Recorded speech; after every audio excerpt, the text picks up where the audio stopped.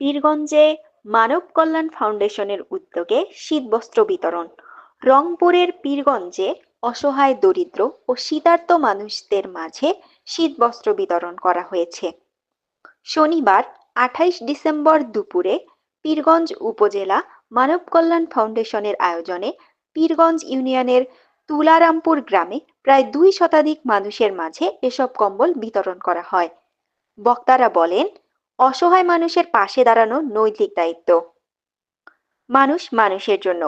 দরিদ্র অসহায় মানুষেরা দেশ ও সমাজের অংশ। তাই সমাজের বিত্তশালী সহ সকলের উচিত গরিব সুবিধাবঞ্চিত মানুষের পাশে দাঁড়ানো। শীতবস্ত্র বিতরণ শুধুমাত্র অসহায় মানুষের প্রতি করুণা নয়, তাদের পাশে দাঁড়ানো নৈতিক দায়িত্ব।